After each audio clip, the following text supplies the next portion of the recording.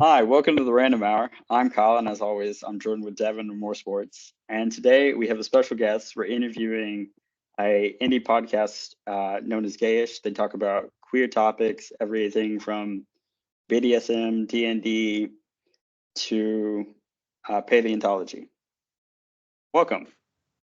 Thanks for having us.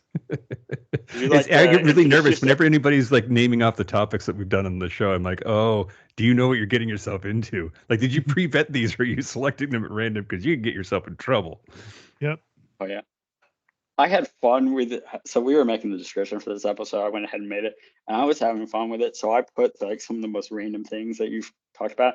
And Devin's like, oh, he called me. He's like, hey, I've got questions about what's written here. I'm like, what do you mean? What are you talking about? I promise these are all normal topics. You wrote pedophiles. Don't most people talk about pedophiles? Seems awfully normal to me. I know you're doing a bit here, Kyle. Calm down. That episode actually was really less controversial than you might think, and talking about it was really interesting because there's a lot of misunderstanding about gay people, and people presume that pedophilia is one of the things that we struggle with as a community, and it's very much not. It was. I'm really proud of that episode, despite the fact that, like, on the surface, you're thinking, "My goodness, what are they doing?" Oh yeah. You have a lot of good episodes. I will say that I've listened to all of them, and then I think what sold Devin on Bill's podcast is possibly the theme song, because the past couple of days, anytime we're on a phone call and I'm like doing something and I'm like, hey, hold on a minute, all of a sudden I'll just start hearing that song. Dude, my favorite line is, if you like beer, wait, hold up, it's the open line. It's the beer joke y'all make, and I'm like, beer joke. Yeah, when you know that you are queer, but your favorite drink is beer. Yep. There we go. I want to butcher it. That is my favorite line.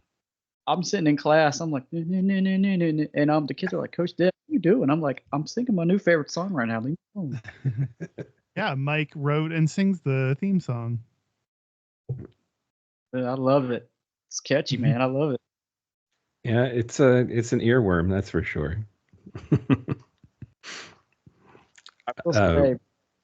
I will say, my favorite episode so far was been the Playboy one that just came out last week. That was really good. Okay. I was dashing last night. I listened to Board Games, and I too was shocked that the industry was not that you said a quote saying the industry was primarily straight white male, and I was like, huh. Yeah. That was kind of surprising, especially in 2024. Yeah, that was really surprising to me too. We take every topic and then kind of like look into them and figure out, like, are they gay? Are they straight? What's the breakdown, and try to understand a little bit more about each of the topics. And yeah, that was one that I was very shocked to hear that it was more straight run than I expected. You mentioned before we started going to like places where cosplay happens, Comic-Con, conventions, that kind of stuff. And it seems like it's pretty like white straight bro, like most parts of nerddom are. But I don't know, maybe you don't have the same perception. Like, does that, when you're in those spaces, is that what it feels like to you? So what I actually know a little bit about this. There's a big issue when it comes to cosplaying, when it comes to race. A lot of people get up in arms and say that you can't cosplay certain characters because of your race, whether you're white or if you're black. And there's a lot of issue and controversy about that. And a lot of people try to gatekeep, and it kind of gets shut down fairly quickly when it does happen, which I think is good, because it leaves more avenues open for gender bending cosplays, for just cosplaying a character because you like it, whether it's low budget, doesn't have a lot. We don't actually cosplay. I should clarify that. I just know random things. But yeah, not that you cosplay, but you sounds like you go to places or have been places where that's happening. So that says That says that you're a nerd adjacent at the very least. Oh yeah. Yeah, no. Down here, I feel like just down where we're from in Georgia, like Kyle says, we've seen a lot of people, like I said, it's either been a race thing or like body imaging has also been big, That's the top two I've noticed just living down here in South Georgia and just or in the Atlanta area in general, like Kyle said, people are like, oh, that character's white, you're black, you know what I mean? Things like that. So that's a lot down here in the South. I don't know about up in the West Coast. I mean, people are really attached to their preconceived ideas of what a character is sometimes, and like I don't know. I'm reminded of like the people that freak out because there's a black Santa. That's a thing that some households have, and I think it's great that they want to see themselves in Christmas time, so they have revamped that character in a way that makes it feel homey to them. But there are people that are really, really upset. Like, and I don't understand it. Like the whole controversy about Ariel, that Ariel was being played by a black girl and that was somehow sacrilegious. Like, I mean, you can have your opinions, but don't you think you should think about why you're acting so strongly about a fictional character? Like, have a little perspective, A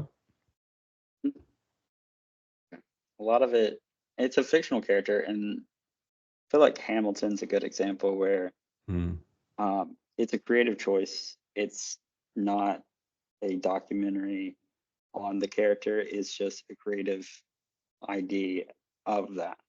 I mean, a lot of movies that are based on a true story, a lot of the stories gets fluffed to make it more a cohesive story. I think Rudy's a good example where the players are putting down their jerseys like in protest. That didn't actually happen in the real story. Yeah, creative license. For the one football coach whom he hates Rudy, I'm gonna just say that now. What's your beef with Rudy? He worked too hard. He got very little rewarded. I was very disappointed. Okay, he put in the time and the effort and should have been more strongly rewarded. I see. Okay. I have no clue where he has very strong feelings about Rudy. I don't know why. Pointing, you're like Rudy. Oh, he just made one tackle. Oh. Yeah. Oh man. But all right. Let me ask you the first question of the night because I'm leaning it off. You guys cover topics like Star Trek, D&D, all sorts of things here. Is there any other nerdy content you guys are thinking about getting into for 2024? Kyle, you want to field that? We don't. We plan like a few episodes ahead, so we have the giant list of like 400 episode topic ideas, and then anytime someone suggests an episode topic, we throw it onto the list. So that's how we like then pull ideas from there sometimes. And I'm trying to think of other, but we only like actually plan ahead a few episodes at a time. Of any other nerdy things that we have? Nothing scheduled. No, nothing scheduled. Can you think of anything, Mike? I was just pulling up the list that you were talking about. Thank you for stalling so I could do that. We have sure. Let's see. We have dragons on the list. That seems okay. Like there's a lot of case stuff with that. Fantasy. Fantasy. Actually, I think cosplaying would be a really good one for us to do that we haven't touched on yet, and maybe we'll put that one on. We'll fast track that one for this year. I have noticed that our listeners do, and maybe this is just because podcast listeners in general are kind of nerdy. Like they seem to have more of an off the beaten path sort of set of interests and hobbies, and it's been really awesome to see that gay culture is more diverse than just what you might see on TV. I don't know. It's pretty cool. Okay. You left out video games and board games. We've done both of those. We've also done X-Men, and there's there's a good bit of I'm not gonna say X-Men specific, but mutant specific queer characters. Yeah, absolutely. Yeah, I saw. Have you guys watched X-Men '97 yet? Any? I haven't, but I don't have. Is it on Disney? No, it's on. Disney. Yeah. Disney. Oh, it's on Disney. It's on one of the platforms that I don't have, so I need to steal somebody's login. Yeah, no, they've done pretty good. In fact, the voice actor for Morph has come out as non-binary, I want to say. It's non-binary. Okay. I thought that was pretty cool. Yeah. Do you know they them pronouns? Probably. It seems to be the default these days that like if somebody is non-binary, you start with they them and then you get a clarification maybe. hmm I know. Let's see, we did an episode on non-binary gender pronouns and stuff like that. I think it was, how long of an episode was that, Devin? Oh, on top of my head, I feel like it was 2 hour plus because we recorded that back in I like want to say it was 4 hours. So when I write most of our scripts, the problem is we're both dyslexic and I have ADHD. So that means I can write really well and like really research in each topic and work out a really good script for it. But I cannot read off the script. I'm the same way. So, I talk to you. I'm like, ooh, I think these are words I'm gonna speak. But no, it's okay. yeah.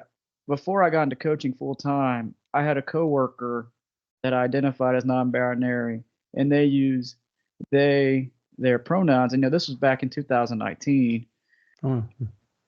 We used to go eat lunch every day because I was like, I grew up, Georgia Baptist, right? And You to didn't me, grow up Georgia Baptist. well, we grew up, in a Christian household, and I was curious. I was like, hey, come eat lunch with me. I want to pick your brain.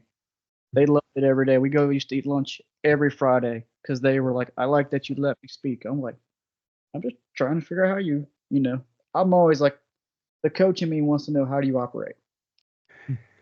Well, and it sounds to me like you approach the situation with genuine curiosity and a desire to connect with another human, and that's all of the elements that you need for a good, productive, healthy, educational conversation. I'm wondering, what do you think? Because all of this is very much on the forefront of like the country is having a battle right now about these issues. What do you think all of that's about, and how can we make it better? Ooh, that's a hard hitting question.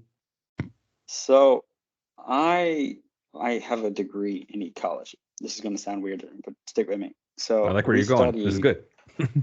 So we studied conservation. A lot of issues with conservation in trying to educate people is that often they don't want to educate themselves or learn something.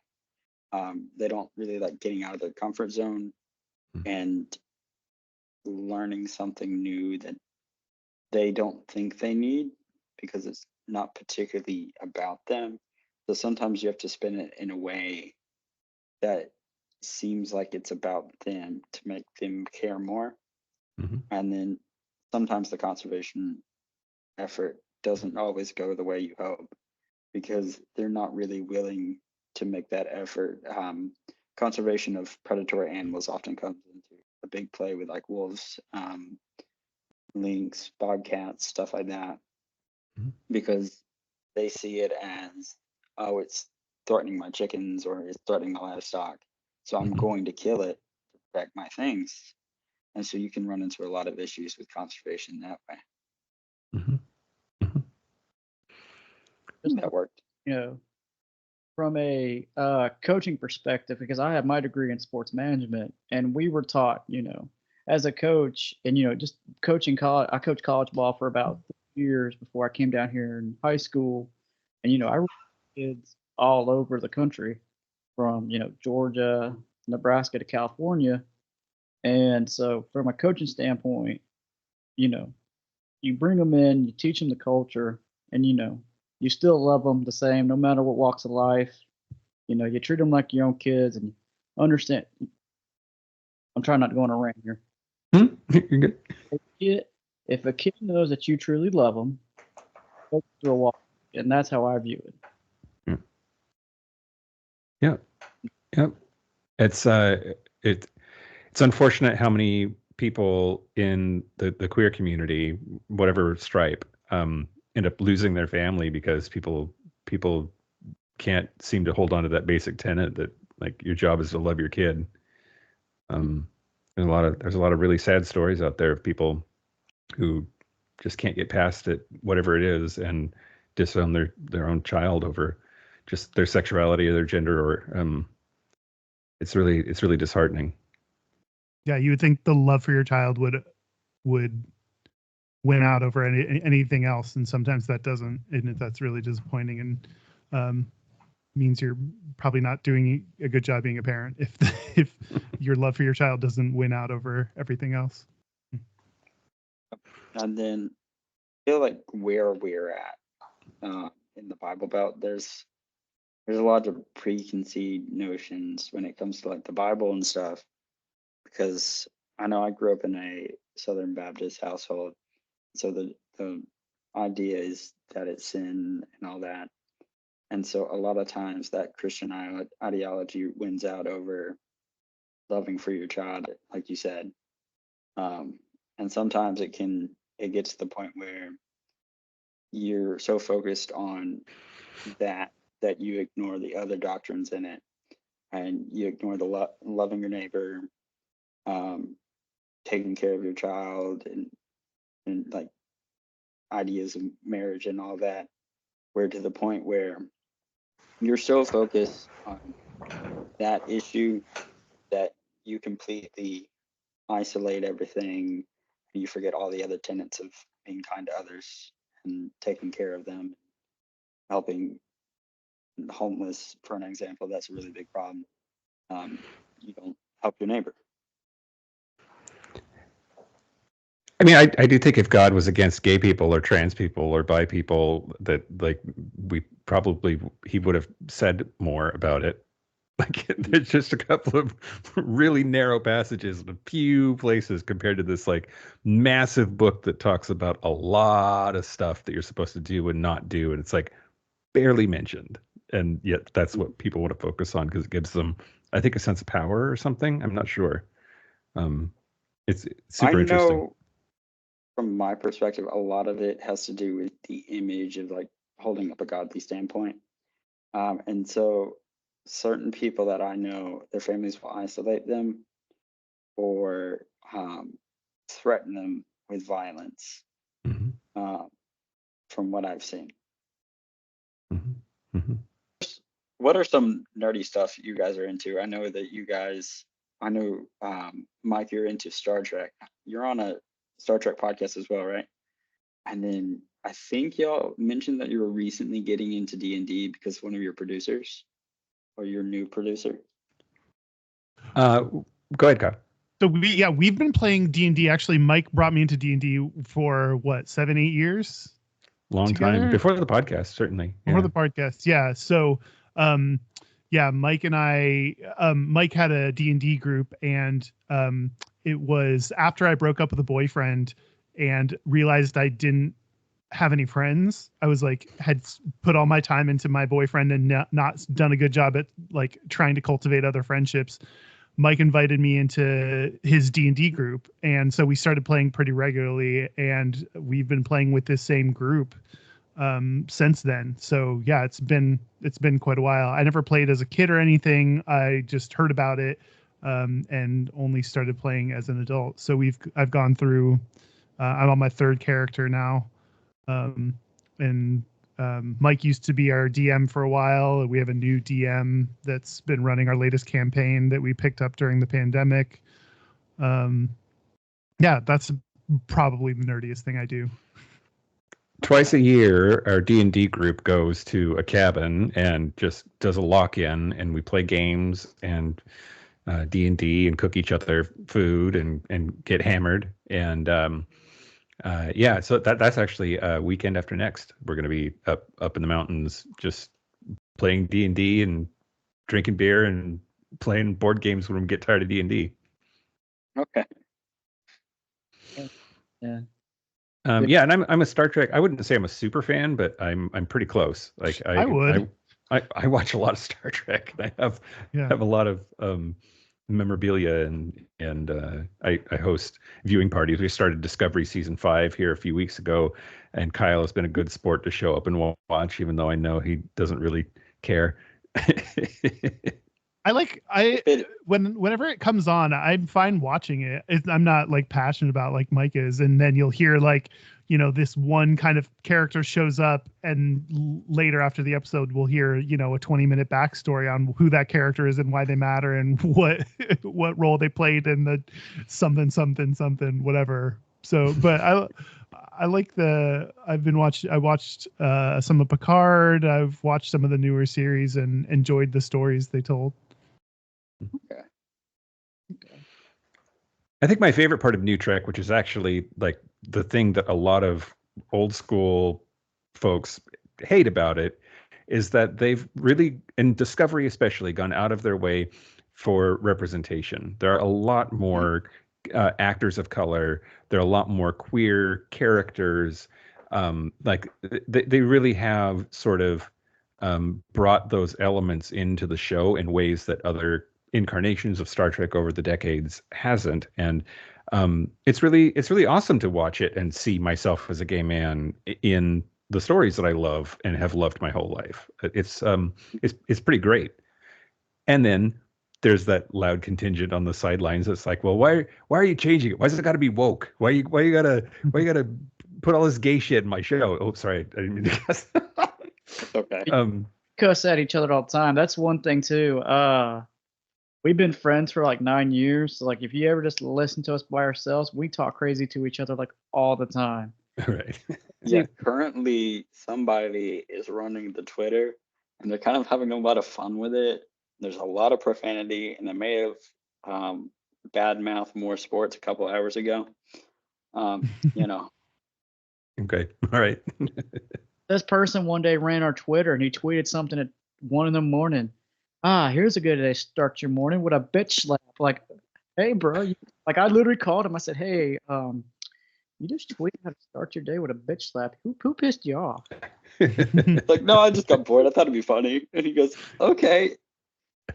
You okay, though? I'm like, we'll see where the day takes me. But no, on Star Trek, I am not big on Star Trek. I will say that my dad is. And I keep trying. I keep trying to get into it. Thing is, I'm driven by whatever my hyper focus is at the time. Sorry to our listeners, you probably noticed that based on the content we make.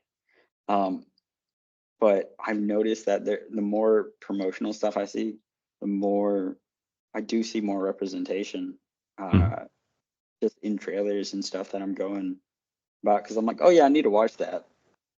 Should probably watch that, and then a month to a year goes by, and I'm like, I feel like I was supposed to do something. I'm sure I'll remember it if it's important. Well, so what is your franchise, or are you even a sci-fi fan? I grew up with a lot of sci-fi. I read the old Star Wars books, and then I grew up playing a lot of D&D and fantasy and Lord of the Rings campaigns and stuff like that. With a couple friends, we just kind of like roll dice and make a campaign and like see what happens.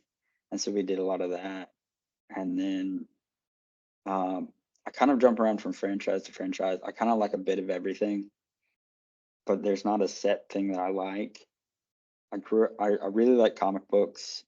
We have a lot of comic book artists, not artists, writers coming on.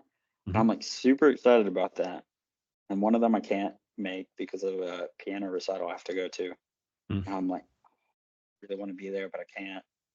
I haven't read any of this guy's comics, but I'm really interested in the writing process and stuff about him. I love comics. I think that's probably my favorite. Devin, what about you?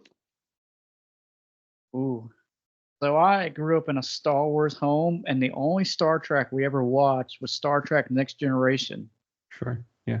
So that was the only one. But kind of like Kyle said, big into comic books. In fact, even on my desk, just this the first thing's on my desk right here. I know it's a little glare, but it's Batman '89, the new ongoing series with DC. They're bringing back the Michael Keaton Batman universe. Nice. Oh yeah, Just in time for Beetlejuice to come out. I actually have Superman Kal-El Returns is the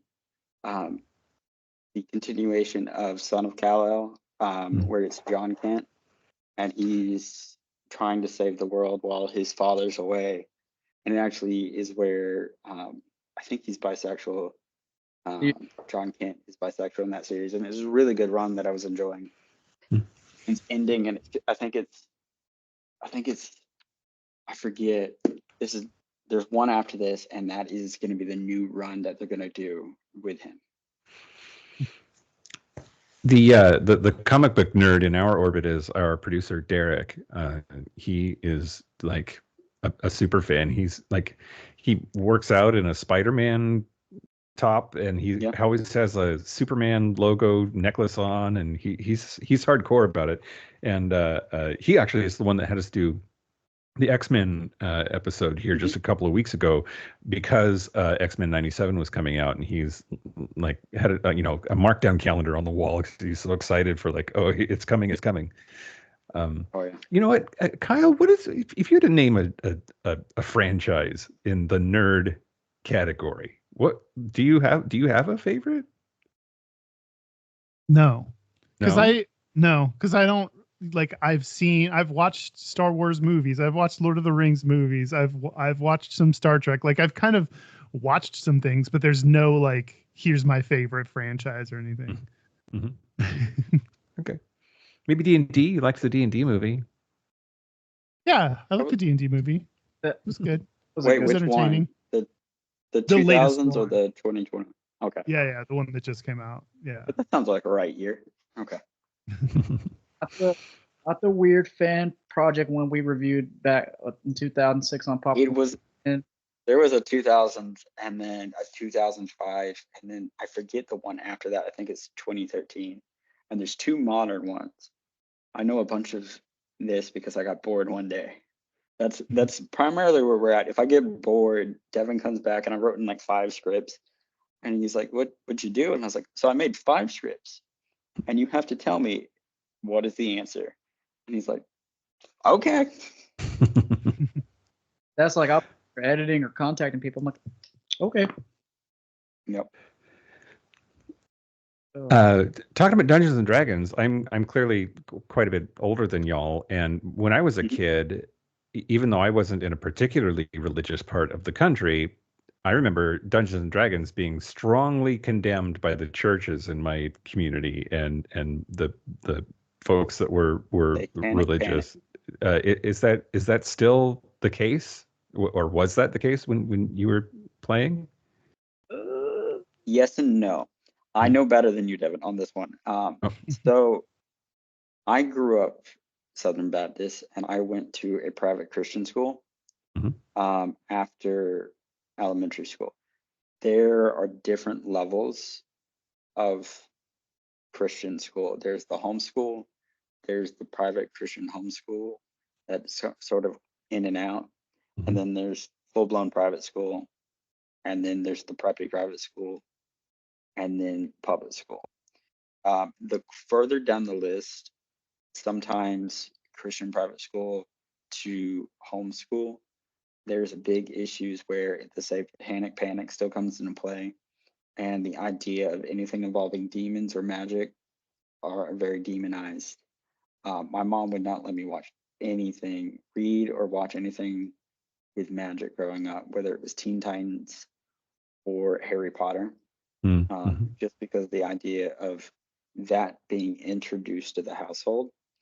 There's also a big thing with immigrants. A lot of immigrant households that are not 100% English. I have an El Salvadorian friend, and there's a lot of issues with the household where a lot of anime stuff that she watches, she has to be careful because the satanic panic falls into that category where she's a really big fan of JoJo's Bizarre Adventures, and there's a whole like thing with vampires, and so there's a whole thing where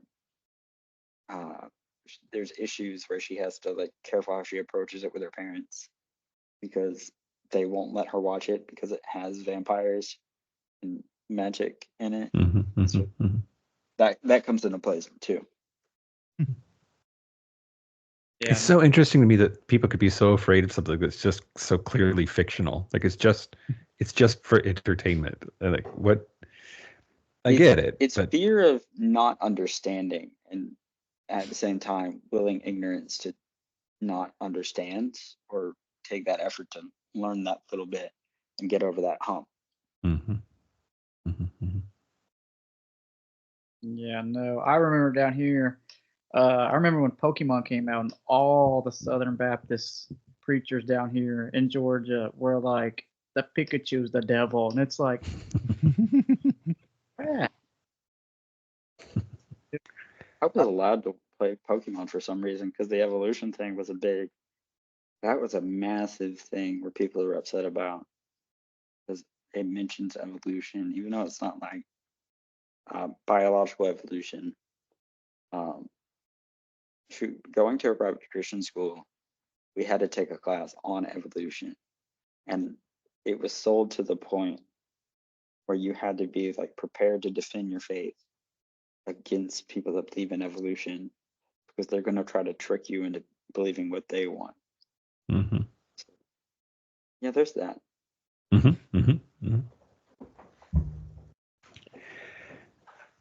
Welcome to the South, where we're scared of D&D and Pokemon until we fully comprehend it. Well, I mean, I don't think the South has a monopoly on that kind of thinking either, right? It's just there's a lot in Canada too, believe it or not. Yeah. That I don't want to get political, but there's a lot of right-wing thinking in Canada. There was a whole thing with truckers there for a while. Yeah, and Alberta, right? Like the whole province of Alberta is really has a lot of similar stereotypes and cultural overtones to the American South, but I also like to remind people there really aren't red states and blue states. There's really not. Like there's just shades of purple.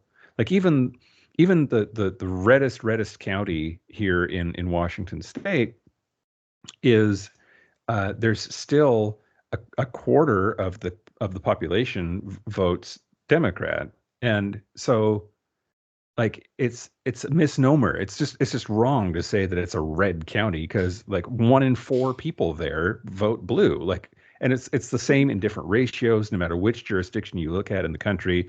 It's never 100%, and it sort of does a disservice to the diversity of thought everywhere to just assume that everybody thinks the same and votes the same because it's just not true.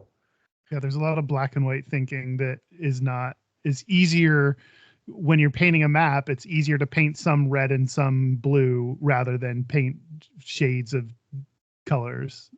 And so I think that black and white thinking is just easier for us to wrap our head around things. And that simplifies complex ideas sometimes a little bit too much. Okay.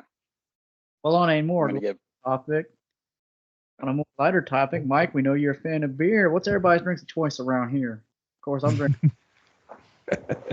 I'm a beer drinker when I'm not doing keto, and I've had a lot of success with the keto diet over the past few years, but then I fell off the wagon, and I think beer is one of the things that keeps me off of that wagon. I'd like to, I'll have to give beer up to get back to my diet and shed a few pounds, but when I'm on keto, I won't say that I like it necessarily, but I drink quite a bit of the hard seltzers because a lot of them are low carb, and that's that's really all keto cares about is being low carb. Kyle is famous for drinking rosé. Yeah, I drink wine and any kind, and cider.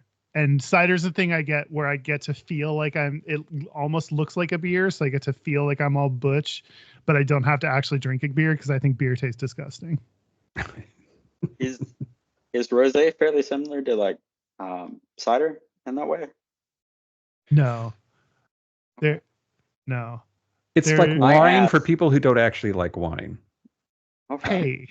Hey. Hey now. I asked because my drink of choice is Angry Orchard. I like the cidery stuff, Mm. and then I liked wine, but I ran into the issue with I have like severe allergies, so sometimes wine will cause my throat to swell shut, which is an issue. That's not That's good. It's bad. not. It's not all wines. Just some. Sometimes the thing with my allergies, it has to do with my immune system. Mhm. I've got like severe allergies to nickel, heat, and stress. So throughout the year, I'll have like one big patch of hives or a rash that I've got to like constantly fight with. And if I don't like manage that regularly, it will spread and get really bad. Especially in the summer months, is when it's the worst. It's nickel, cobalt, zinc are the big things. Sometimes nuts will I have an allergy to nuts every once in a while, depending on how strong my immune system is for that period. Same thing with the alcohol. I'll have like a breakout to hand sanitizer if my immune system drops. Mm-hmm. Mm-hmm. Nickel. How'd you find out you're allergic to nickel? And is it when you touch it or is it when you ingest it?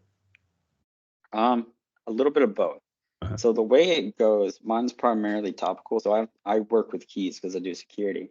So I have to wear the gloves. And then I've got to be careful how many cans of soda or anything I drink.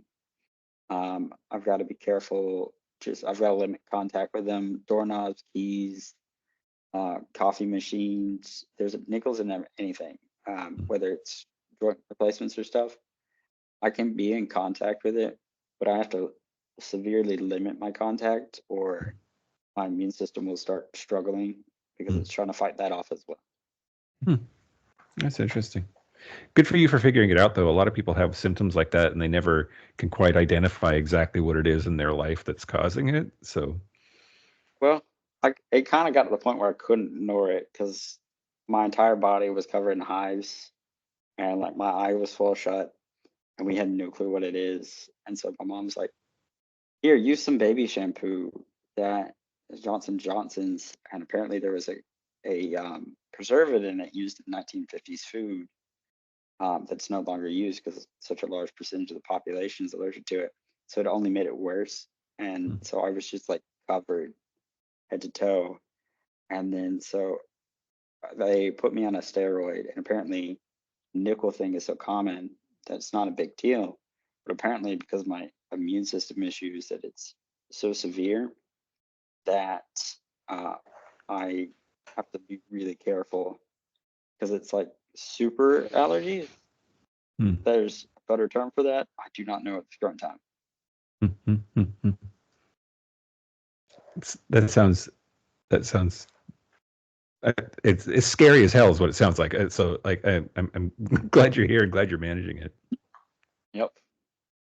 Yeah, no, I'm a hard whiskey, Crown Royal kind of guy. My younger age, Kyle used to tell you, and this is a funny story about me. When we were roommates in college, neither one of us had a car, but I would go disappear for hours. And Kyle's like, "Where is he?" And I came back to the dorm just gone. He would come back so much drunk and like plastered, and I'm like, how? I'm not mad, just how? And so I would sober him up every single time. And I'm like, you good now? And he's like, yeah, thanks, buddy. I'm like, don't do that again. And a couple of weeks to go by and be like, surprise. I'm like, I hate you right now. You said Crown. Crown's your go-to? It was, but now that I've gotten older, I'm starting to drink those Smirnoff Ices like they're nothing. I'm just like, so I did my first stand-up show this past Saturday, and I told my wife, I said, I'm gonna get some liquid courage in me, but I'm not gonna get wasted. I just want like, them Smirnoff Ices. I crushed like 2 of them. I said, oh yeah, about 30 minutes. Somebody told me you were wasted. I was not wasted. I had a nice little buzz going. It's like Somebody's wife told me you were wasted. I was feeling good until the 30 minutes until I had to go on. And it faded. Listen, me and his wife talk a lot. So she's like, I don't know what he's doing. Do you know what his set is? And I'm like, I have no idea. I thought you knew. I was gonna ask you. And she's like, he's drank a lot. I'm like, how much are we talking? Like, he can't walk anymore? Or she goes, he's stumbling more than normal. And I'm like, do you think he's gonna fall off the stage? And I was like, she's like, I don't think he's close enough to the edge, but it's concerning enough. He's about to go on, so he's got to go upstairs. I don't know how that's gonna go. So Just used the bathroom when I got there. That was fun. My brother and his friends ice each other. Y'all play that game? I don't know that. They'll take a Smirnoff Ice, and it has to be very clearly, visibly Smirnoff Ice, Mhm. and they will hide it in places that they will for sure see it eventually. And just the rule is, like, if you open your medicine cabinet and there's a Smirnoff Ice in there, you have to drink it right now. And so, like, they're always hiding these drinks in like each other's glove box or medicine cabinet or behind the toilet or whatever, and like always trying to catch each other. And I think it's hilarious. Everybody needs more fun like that in their life. Devin couldn't do it. I used to mess with Devin when we were rooming together in college. And I'd be like, I hid something. And he'd be like, what'd you do? And he'd get so frustrated that he couldn't find it. And I'm like, tell me when you give up. And he's like, he would start getting mad, start cussing. And he goes, you know what? I give up. And I'm like, it's been in front of you the entire time. I just moved it to the other side of the desk. And he goes, oh. And every time without fail, it would work. Prices will get ruined. Oh, man. But no, good fun here. Secretly an alcoholic, but that's okay. But let's move on. Are there any podcasts that you guys enjoy as listeners? Podcasts. I also really like this podcast called Gay Future. It's an audio drama. It's about a world in which it's the future and everyone's gay. And there's this one kid that's straight, and he has to tend to be gay so he doesn't get found out as a straight kid. Mm-hmm. Mm-hmm.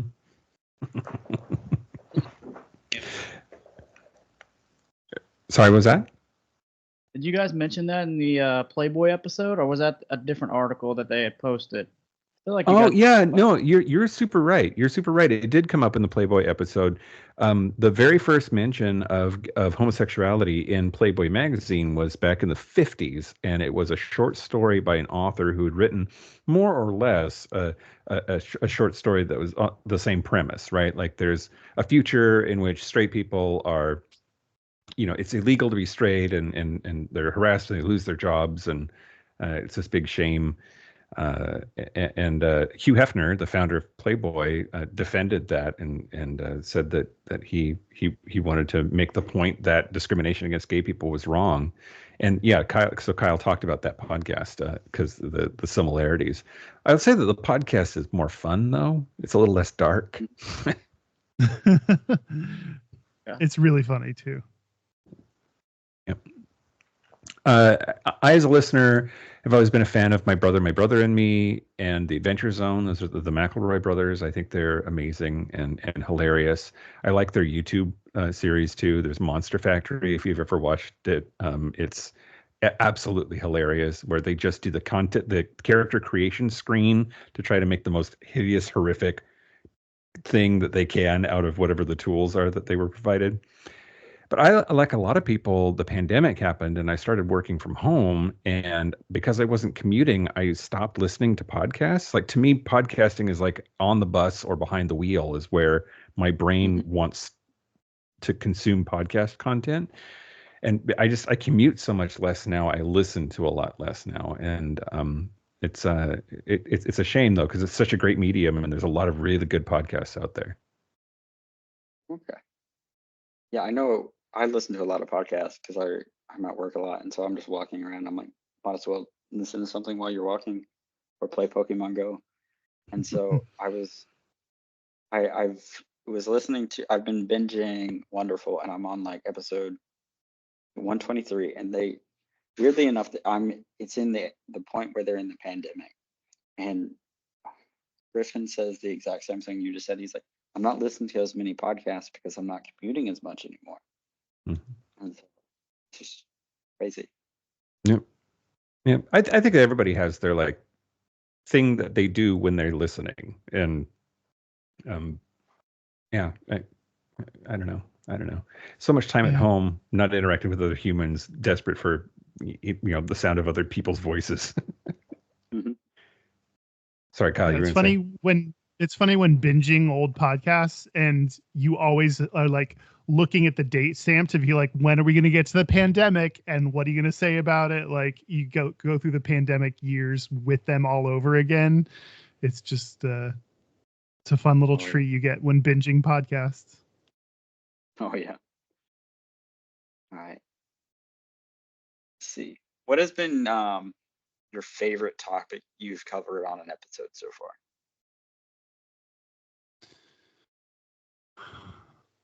I really liked the episode we did called Dogs, because it was one that ended up turning really personal and touching in a way that I didn't expect for such like a seemingly lighthearted topic. We have a way of sometimes taking topics and they will turn depressing or turn personal, no matter what they are. So that one surprised me with Mike talking about his own dog and just it got really touching. Yeah, I've been married and divorced twice, once to a woman, once to a man, and the ex-husband got the dog, and all of that. It's funny because like the first, I think, 3 episodes of Gayish, my ex-husband is still here and living here, and so people who've been listening to the show for a really long time, like my whole divorce and getting unentangled from him and processing it and then moving on and starting to date, like they've gotten to hear that whole journey, I think. And yeah, the dogs episode, it got really depressing. I was still very much, I mean, dogs are your fur babies. They get into your heart, and I definitely had a lot of mourning to do when that dog was no longer around. Devin, could you put your wiener away, by the way? I can't see Lily in the shot. I'm messing with you. Our producer Derek makes the same joke, but he has 2 wieners, and that makes him a Klingon. No, you want to know a funny story? So, my wife, we have 2 dogs. They're my wife's dog, and one of them is a short-haired dachshund named Lily. And my good friend Griff was on Tinder. He brought it back, and my wife's like, "Ooh, I want to play the." We have what's called the Tinder game, where we sit there and we swipe right on girls or whatever, have fun, right? Because I mean, what you're gonna do, right? At a B-Dubs on a Friday night, you're just gonna swipe. And she's like, "Oh, I want to create the profile," and she literally typed, "Hey, do you want to come see my friend's wife's wiener?" This, and it worked. He got like 10 matches, and the girl's like, "I want to play with the dog." And he goes, "Devin, your wife's a genius." I said, "I know. Why do you think I married her?" I need to That's use adorable. my dog in dating more. I need to put him more front and center to be like, come play with my dog, match with me. I had to, my friends Kelly and Jeremy have corgis, and I had a picture of me with the corgis in my arms, and I was getting a lot of hits on that picture. Dudes would reach out and they'd be like, "Oh, cute puppies, blah blah blah," and then of course you have to come clean. I'm like, those are not my dogs. I'm sorry, and now they're no longer interested. So I had to pull all of the pictures of me with dogs off of my dating profiles, because it works, Kyle. So use that dog. Okay. You really have a dog. I really do have a dog. He needs to be in more pictures. Yep. No. I will say, when I was on dating apps, I would get distracted and sometimes just swipe on somebody because they had a dog. And I'm like, oh, I could play with their dog. So that was a big issue with dating apps. Yep. It works. That's what I do now. I've gotten into door dashing just to kill time and make a little extra money. So I'll bring both dogs with me in the passenger seat. See if somebody will meet me in their parking lot, and they'll see the dogs and be like, "Hey, here's an extra $2. Can I pet them?" Yes, you can for an extra $2. That's great. I love that. And the dogs probably like it too. So hey. Lord, yes. It's funny. Jack's spoiled. Oh yeah, Jack is spoiled, the white dog, which he's hiding underneath the covers. You know, when I was dating my wife, they had nothing to do with me. But as soon as we got married, they're both attached to my hip. It's okay. Jack's actually in a couple of our videos, actually, because he just wants to be in star of the show. Our video episode. Guess what he's doing? He's just barking, laughing. He's like getting in between. I'm like, you want to speak? So I put the mic to his face, and he's just like, oh, you don't want to speak, but you want to sit with me. Yes. Okay. Yeah. Kids do the same thing too. They want to talk. They want to talk. Until you put a microphone in front of their face, and they're just like nothing. Oh man. So let me ask you this: you guys have actually, and this is one of our bucket lists at some point down the road as a podcast ourselves. You guys have I done did a not know this. huh? Did not know this till the second. It's on our bucket list. Okay. One thing we would like to do is we would like to one day do a live show ourselves. And since you guys have done a live shows, where was your favorite place to travel? Well, I've got the poster up here behind me of the we did 6 cities last year, and I don't think we're going to be that ambitious this year. But of that particular tour, I really liked Chicago a lot. I thought that the crowd there was amazing. They were definitely our people. We were at Sidetrack, which is a bar there in Boys Town that is got a lot of history to it and is important to the queer community.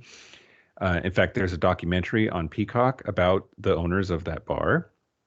So I think that one was my favorite, with a close second that I'm hoping Kyle's going to say was his favorite. Oh, I was going to say Chicago as well. Oh, okay. All right. Sorry. My second favorite was Houston. I really enjoyed Houston a lot. They really rolled out the carpet for us, and that one was interesting because the topic was leather, and that's not Kyle and I. Neither of us are really in that scene and don't really know about what they do or why, and so we really learned a lot from the sweetest guys. I did get shocked in the nipple, but that's whatever. On purpose. That was Yeah. that was Sometimes it just happens. But they put us in the gear, and part of that community is stuff other than just leather. Like Kyle got whipped, and I got he had this like shocker thing, and like because some people like the feel of electricity, like as part of what they do. So yeah, we did some visual demonstrations, which was great. Yeah, so I got flogged. Technically, they kept correcting us when we said that I was going to get whipped, and they said nope, it's flogging. I don't really understand the difference, but so I got flogged, and it was fun because I'm originally from Houston, and so my brother was in the audience, so he watched me wearing a leather vest getting flogged. So that's cool, I guess. When in Houston. I guess so. Yep.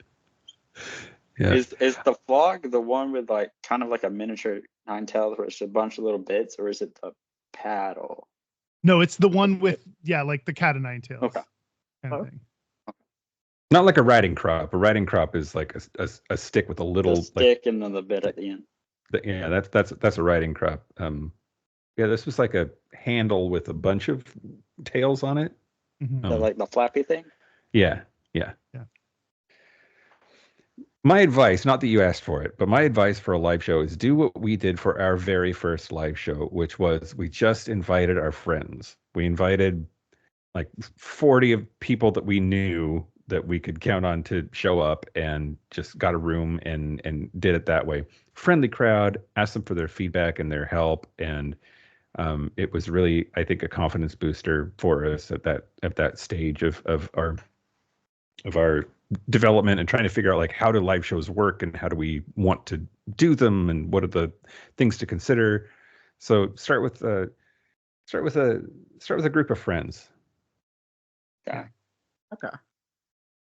Yeah, no, we saw that you guys went live, and to me, I think that'd be so much fun to do. And it's like, man, how do you plan the logistics of that? If that makes sense, what I'm asking. That was all Mike. Mike does all of our live show planning, which is very nice because if it were up to me to plan, I wouldn't plan them because I would assume no one would show up. I'm on the pessimistic side, so so that's why I leave it up to Mike to do. I do think a certain amount of irrational exuberance is necessary to get through all of it. And the other thing is, like, I come from a long line of musicians, country bar musicians, drunk honky tonk musicians. So the idea of, like, you haul in the shit that you need to do the show, and then while you're there, it's a show. I just have sort of those sensibilities, I think, bred into me, and so it never has seemed that daunting to put together. The hardest part was, for this tour anyway, working with bars in cities that were across the country. Like, just kind of had to take it on faith that this bar in Manhattan, when we did New York, was going to serve our purpose. Like, they kind of gave me a little bit of a tour over FaceTime or whatever, and it seemed like it was probably going to work based on photographs, but I couldn't actually go there before we went there, and that was kind of hard. Okay. No, that's Devin. that was curious to me because when Kyle was a fan and I slowly started listening to your stuff and I saw you guys went on live tours and I was like, man, like the sports management and the coach in me is like, all right, how did you plan, the logistics, like how did you plan it? Yep. Yeah, I got a big trunk that has locks on it, and I have a checklist of all of the equipment that we're going to need, and I literally go through, and every single piece of equipment, I check it off the list and make sure that it's all in there. And then it's always oversized and overweight when we get to the airport, so they want like $80 to put it on an airplane. But yeah, just really just imagining my way through it, of like, what are all the things that we're going to need, and write it down, make a list. Okay. So let me ask you this question. No more travel logistic questions. I'm done with the live picking your brain logistics. All right. Curious. So thank you. Who's been your favorite guest to have on y'all's show so far? My mom. I was gonna say your mom. Mike's mom. That question. Mike's mom is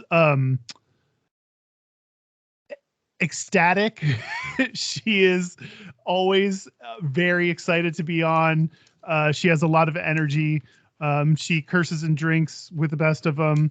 And we often have her on. It's been a little bit since we've done this, but in the past we would have her on to do what we call momsplaining. And so we'd ask her like what some kind of random sex term or what some word means, and have her tell us what she thought it meant. And she's also wildly supportive of Mike, and very, very down with him being gay. So not everyone has that in their mother, and so some audience members kind of get a little bit of a secondhand feeling of motherly acceptance through Mike's mom being on the show. Yeah, she's kind of a surrogate mom for a lot of folks who have they maybe are estranged from their own family, and they get the warm fuzzies from seeing what it could be like to have somebody who's just super on your side no matter what, even if she doesn't totally understand all the time. That's the other thing. Like, she doesn't claim to have knowledge of every facet of queer life, but she is friendly to it and open to it and wants to know. And I lucked out a ton with her and with my brothers. Actually, having my brothers on the show was really fun too. We did a parody of my brother and me, but it was me, my brother, and Kyle. That was a lot of fun. Now, favorite guest that I am not related to. Boy, that's a hard one. I think probably for me, uh, so Davey Wavy is a YouTube content creator in the sexuality space, and he's been on the show many times, and it's always good to talk to him. We had a couple of really famous drag queens. I don't know if you know Jinx Monsoon and Ben Dillacreme or not, but we had them on the show. That was an honor to have them because they're such a big deal. Jinx is going to be the villain on the next season of Doctor Who with Ncuti Gatwa from Sex Education. And we had a chit chat with her. It's pretty cool. We've had some porn stars on. That was fun. I don't know, Kyle. Yeah. We had Jessamine Stanley on to talk about yoga. She does this yoga that she calls couch potato yoga. So it's like how to do yoga, like if you don't know any yoga and are like just sitting in your couch. So that was really interesting to hear a different person. I always think of yoga as being like hot, skinny, bendy people, and you know you can do yoga at any weight is one of the things she tries to talk to people about. Yep. You know, it's funny. We had a question and I deleted it a minute ago because I was like, I don't know how we're gonna do for time, but I'm gonna ask it anyway. Okay. How's Ma Johnson? I'm sorry. How's Ma Johnson? How is she? She's good. She's good. She's having her 50th high school reunion here, not this weekend, but the weekend after. And I think she's excited to catch up with all of her friends, and they've gotten past the stage of like who got fat. Now they're just happy to be there, I think. No, she's great. She's good. Didn't she just have a birthday, Mike? Yeah, March. Her birthday is late March. So Tell her happy birthday from 2 random people on the internet. Absolutely. I will for sure. Do you guys have any interesting guest stories? With Davey Wavy, who Mike was talking about, he's the YouTuber that is pretty well known within like gay circles. We decided to fly out to visit him in person in Palm Springs, and we went to a nude gay male nude resort with him, and which is something like Mike and I would probably, I don't know if we at least would never do together for sure, much less with this like popular guy who's also, he's like jacked and hot, which is really annoying to like go to a nude male resort with someone who's like really buff. But yeah, we went there, we got in the hot tub. I was the only one who took off all my clothes. Because it was a hot tub and you couldn't see anything. So and then you put your feet on me and I will never forgive you. I know, it was really funny. I thought it was really funny to make Mike uncomfortable by touching him in the hot tub with my legs. But yeah, so that was cool to like, it's just a weird thing that we got to do with a, popular YouTuber. Answer that. What is your crazy experiences you encounter for your local gay bar review? Well, okay. So, man. First of all, I mean, like the bar is already pretty high for crazy at a gay bar. Like there's always something going on. I think the two stories that stick out.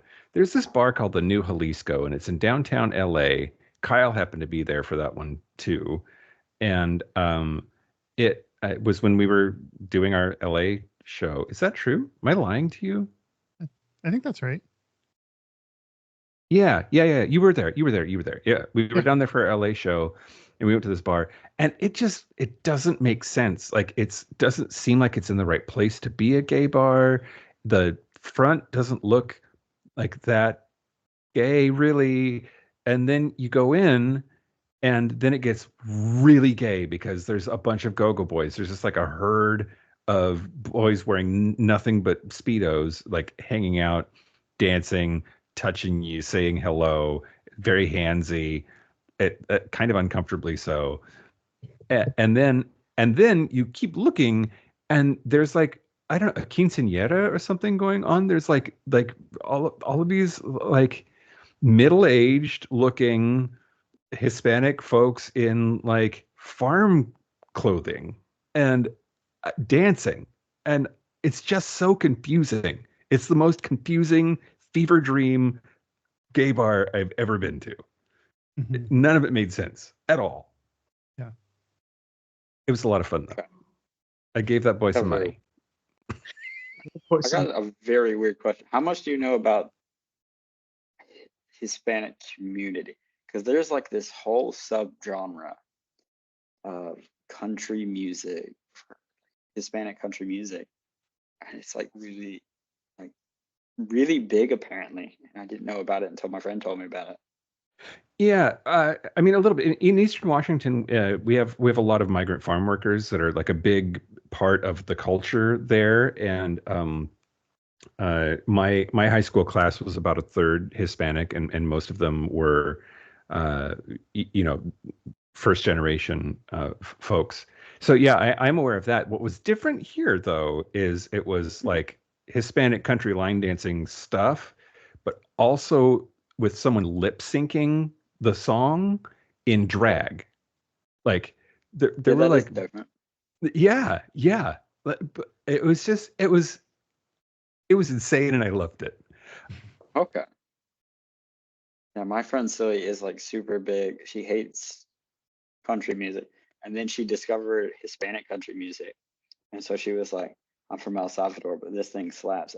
And she's playing it for me, and she's like, "You know what they're saying?" And I was like, "No," and she goes, "Well, they're talking about sex," and I was like, "Good to know. I don't know what to do with that information because I don't know Spanish though." Yep.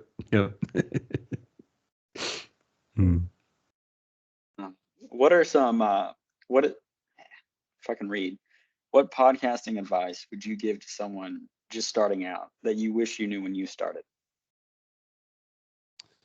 I would say figure out the one sentence description of what your show is about. I think a lot of people think that they can just turn on mics and make something happen, and to be able to like pitch your show, to be able to say what your show is about in a one sentence line is really helpful for like understanding what is this show actually about, what is the topic, and how is it different than other shows.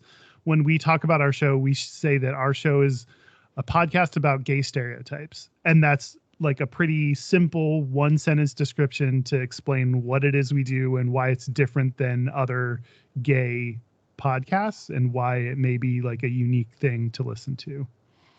So that's one thing. And then everyone have their own mic. When we started, we put one mic down in the middle of the table between the two of us and recorded that way. And then eventually we each got our own mics when we got fancy enough. So get your own mics. Yep. I would add, especially early on, do the show that you love. Do it for you. Don't do it for the numbers. Don't do it. You're not going to make money.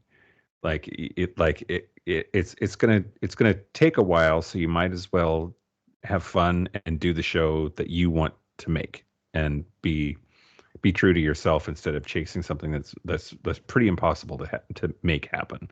Like catching lightning in a bottle, going viral. Those aren't things that you can really do, especially at first. So just focus on having fun, making the show that you want to make, and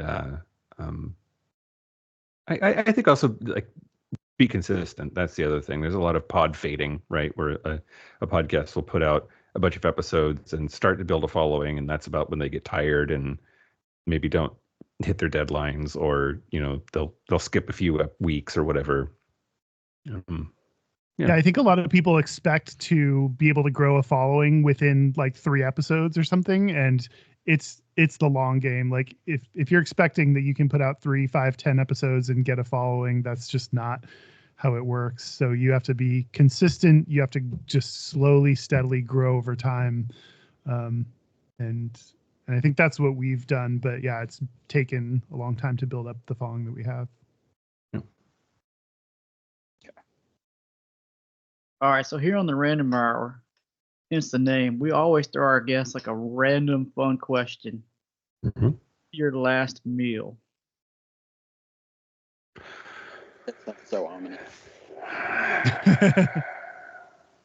The thing is, if it's my last meal and I know it's my last meal, I know it's coming, I'm probably going to want comfort food. Like I could go for something fancy, I could go for something outlandish, but I'm probably I'm going to want to eat my feelings and have something comforting. And for me, don't at me, I know it's controversial. My comfort food is Hawaiian pizza. I like Canadian bacon and pineapple on pizza. And that's what I want with a really good yeasty thick crust. That's probably what I want for my last meal. And a sixer of Rainier beer. Okay. We're very big Hawaiian pineapple pizza fans. I would maybe go Jack in the Box, the ultimate cheeseburger with no mustard, and a large Coke. Okay. How about y'all? What are your answers? You already know? I don't know, but I keep sneaking in food questions because I really like food. I really love Hawaiian pizza. A new thing that me and my girlfriend have been on is chicken Hawaiian pizza, which instead of the ham, we've been doing chicken.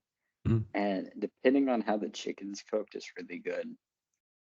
But one thing, we did an episode based on like Good Mythical Mornings, like where they do a thing where they compare a bunch of different food prices of their like favorite food or something. And then I think one of my favorites is probably a tofu burrito, which sounds weird because I'm not vegetarian.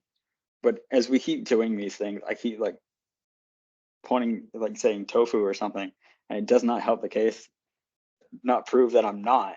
But when I'm like gonna splurge on something, I normally like go for, if I'm gonna treat myself, I'd normally go for like a vegetarian option because it's normally like better for the environment.